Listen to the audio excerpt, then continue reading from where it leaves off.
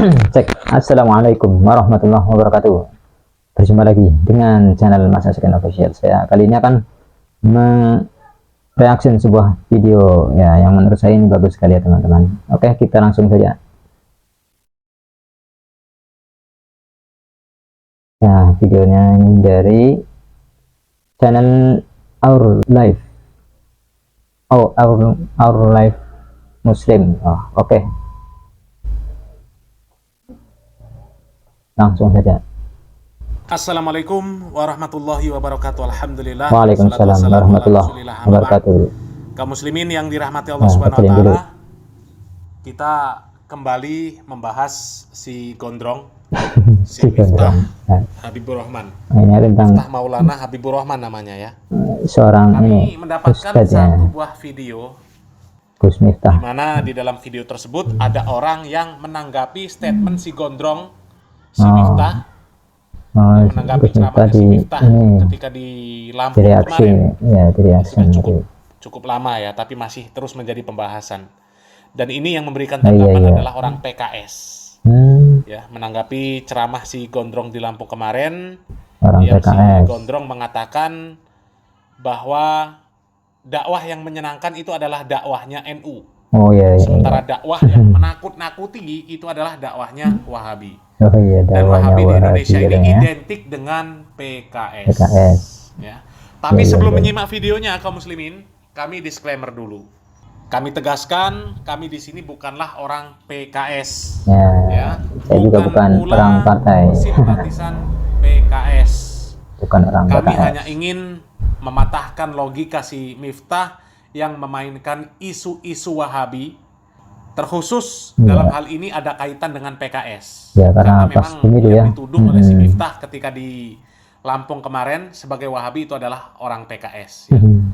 Dan si Miftah ini memainkan isu-isu Wahabi demi kepentingan perutnya. Ya. Jadi itu yang kita bahas. Dan kita partai pastinya ya. Kita ingin mematahkan logika pemilu, si Miftah. Dan tanpa panjang lebar kaum muslimin, kita langsung saja simak videonya. Ceramah Gus Miftah di Lampung yang menyebut ini PKS ini ya. Karena itu sedang memframing Amin, bagian dari Wahabi ini menunjukkan sesat cara berpikir. Kita ikuti cara berpikir. Premis minornya adalah PKS dicitrakan sebagai partai beraliran Wahabi. Premis mayornya Amin didukung PKS. Natijahnya Amin didukung Wahabi. Kita ikuti alur berpikir begini. Premis minornya, Gelora adalah pecahan PKS dan sekarang ini diketuai Anies Mata yang lulusan LIPIA. Panjenengan tentu tahu semua bukan apa itu LIPIA. Premis mayornya, Prabowo Gibran didukung Gelora. Natijahnya, Prabowo didukung Gelora yang dipimpin alumnus LIPIA yang jelas-jelas Wahabi. Cara berpikir sesat begini kalau kita runut masih banyak sekali contohnya sebenarnya. Malah bisa lebih parah sebenarnya kalau kita singgung dengan keberadaan Abu Janda misalnya, pendukung fanatik Israel yang sekarang ini menjadi pendukung Pak Prabowo dan Pak Gibran. Natijahnya gitu, berarti Prabowo Gibran ini ya pendukung Israel. Iya, betul. Tetapi kita tidak ingin terjebak dalam cara berpikir gholat begini. Ini dalam mantik sebut berpikir gholat. Kita sebagai Nahdliyin memiliki wazan sendiri, memiliki timbangan sendiri di dalam menentukan capres-cawapres. Minimal kita menentukan fikriyatan, harokiyatan, amaliyatan. Kita uji tuh semua calon presiden dan wakil presiden dengan 3 secara pemikiran, secara pergerakan, dan secara amaliyah. Secara pemikiran, jelas sekali bahwa Pak Anies Baswedan dan Gus Imin sudah sangat khas Ahlus Sunnah wal Jamaah.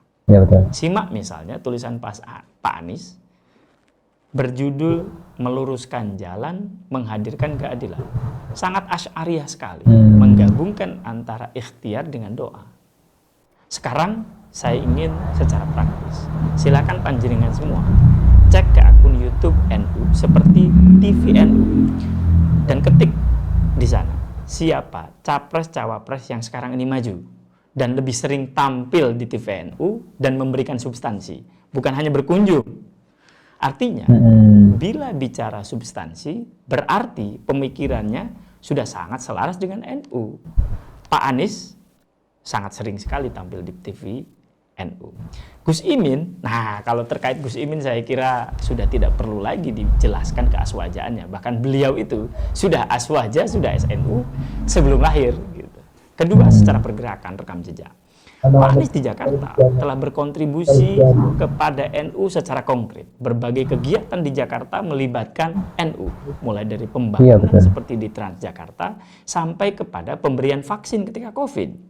Bahkan Ketua PWNU Jakarta mengakui bahwa dalam sehari dia bisa bertemu Pak Anies sebanyak 3 kali dalam agenda-agenda NU. 3 kali. Artinya sebenarnya keberpihakan Pak Anies itu jelas dan konkret. Selain itu, Pak Anies lah Gubernur DKI Jakarta pertama yang memberikan beasiswa kepada santri, kepada siswa madrasah di Jakarta melalui KJP+. Juga memberikan bantuan operasional melalui bantuan operasional tempat ibadah BOTI kepada takmir-takmir masjid atau musola yang hampir semua dikelola Nahdliyin di Jakarta. Iya, betul. Kalau Gus Imin, saya kira tanpa dorongan dan desakan dari Partai Kebangkitan Bangsa, regulasi terkait pesantren, santri, ya, mungkin tak akan lahir di Indonesia. Mulai dari PKB, kan? sampai kepada undang-undang pesantren. Gus Imin lah melalui PKB yang memperjuangkannya semua itu. Bahkan saat ini banyak sekali agenda-agenda di bawah PCNU dan sebagainya mendapat dukungan dari PKB. Ketiga, Amalia. Setelah menjelaskan bahwa di atas, sekarang kita boleh juga membuktikan kepada Nahdliyin bahwa Amaliyah Capres Cawapres ini sesuai dengan kita. Kita tes saja bagaimana misalnya Pak Anies Baswedan menjadi imam sholat dan Pak Prabowo menjadi imam sholat. Dan bagaimana mereka ketika membacakan kunut. Atau kita bisa mintakan misalnya bagaimana Gus Imin membacakan khutbah atau Pak Gibran membacakan tahlil. Sederhana saja.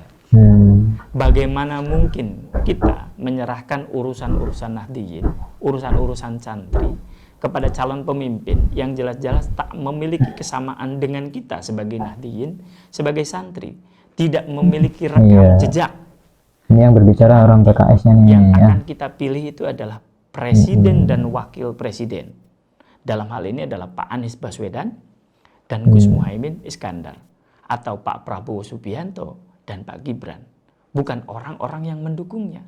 Mereka lah yang akan menentukan dan memutuskan. Gitu. Jadi, bagaimana kita meluruskan cara berpikir seperti Gus Miftah tadi? Cuma perlu satu hal. Berpikir benar dalam rangka kebangsaan. Presiden dan wakil presiden itu dipilih oleh setiap warga negara dan kelak akan melunasi janji kemerdekaan Indonesia. Konstitusi kita secara jelas menyatakan republik ini berjanji untuk melindungi segenap bangsa Indonesia dan seluruh tumpah darah Indonesia, memajukan kesejahteraan umum, mencerdaskan kehidupan bangsa, dan ikut melaksanakan ketertiban dunia. Dan itu saya kira ada di pihak Pak Anies Baswedan dan Gus Abdul Muhaimin Iskandar. Karena itu tak perlu ragu dan yakinlah Amin adalah pilihan terbaik santri dan Nahdliyin kita. Demikian, wallahul muwaffiq ila aqwamit thoriq. Assalamualaikum warahmatullahi wabarakatuh. Nah, kaum muslimin, di sini kami ingin menambahi sedikit komentar kaum muslimin. Jadi, kalimat Wahabi atau isu-isu Wahabi, itu sebenarnya kalimat propaganda dari orang-orang kafir, dari orang-orang liberal, Inggris dulu ya. dan juga dari kalau kita melihat sejarahnya. Dan tujuan dibuatnya kalimat Wahabi itu adalah untuk disematkan kepada orang-orang yang mengajak umat Islam ini untuk mengamalkan agama Islam ini sesuai dengan Al-Quran dan Sunnah, sesuai dengan pemahaman para salafus soleh. Mengajak kaum muslimin untuk menjaga kemurnian syariat Islam. Iya, betul. Karena orang-orang kafir, orang-orang liberal, dan orang-orang munafik, mereka menginginkan syariat Islam ini dikembangkan sesuai dengan akal dan pikiran serta hawa nafsu mereka.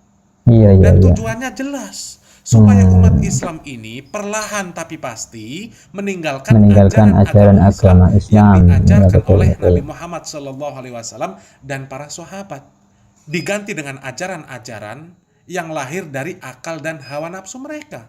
Iya betul. Ya, sholat dibuat semau mereka, Hmm. sholawat dibuat semau mereka, Hmm. mewujudkan cinta kepada Nabi dengan cara mereka. Dan puncak tujuan mereka itu adalah nantinya umat Islam ini tidak mengenal ajaran Nabi, Iya betul. tidak lagi Betul. mengenal ajaran Nabi Muhammad SAW. Ya, ajaran yang bukan dari Nabi dianggap itu dari Nabi. Ya, coba sajalah acara tahlilan, acara maulidan, acara solawatan sambil konser, Menjauhkan dari jikrak-jikrak ajaran Nabi ya campur laki-laki istilahnya. perempuan, ya, zikir dengan tata cara yang aneh-aneh, ziarah kubur yang aneh-aneh, minta-minta ke kuburan orang yang dianggap soleh, dianggap wali. Semua itu tidak datang dari Nabi Muhammad SAW, tidak pula dari para sahabat. Tapi dianggap itu adalah perkara yang dianjurkan, yang disunahkan. Iya. Kemudian ketika mereka diingatkan, mereka diluruskan, maka mereka membuat propaganda.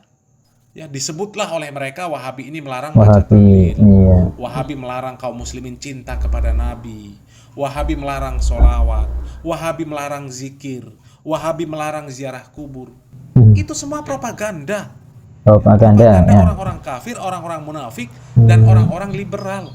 Supaya umat Islam ini benci dengan orang-orang yang berusaha Yang menegakkan sunnah ya. yang berusaha menjaga kemurnian Islam. Dan memang Iya, betul, terlihat betul. hasilnya luar biasa.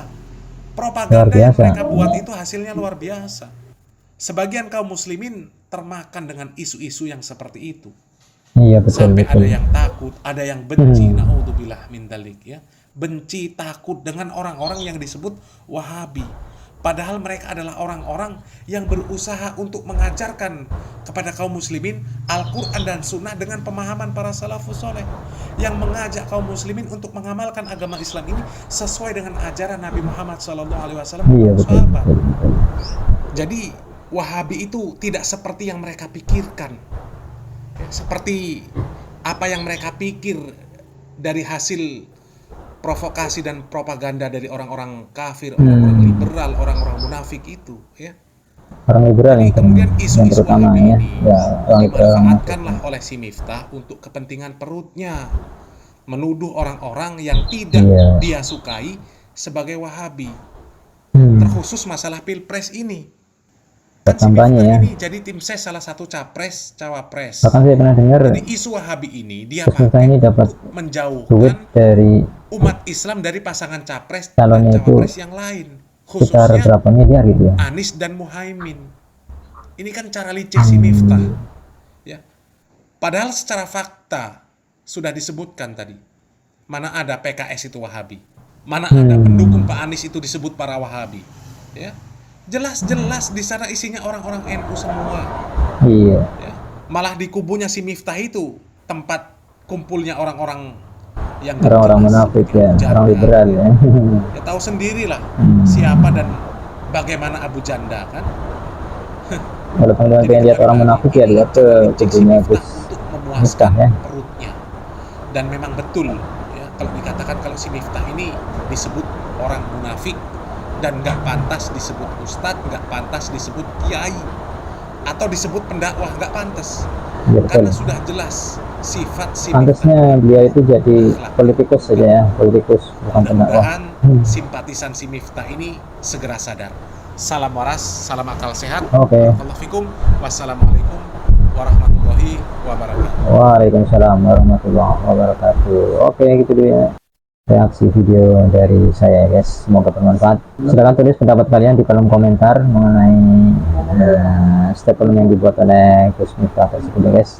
Jangan lupa jika kalian suka dengan video ini, like, share sebanyak-banyaknya agar bermanfaat bagi orang lain, dan yang belum subscribe silahkan subscribe channel ini. Terima kasih. Wassalamualaikum warahmatullahi wabarakatuh.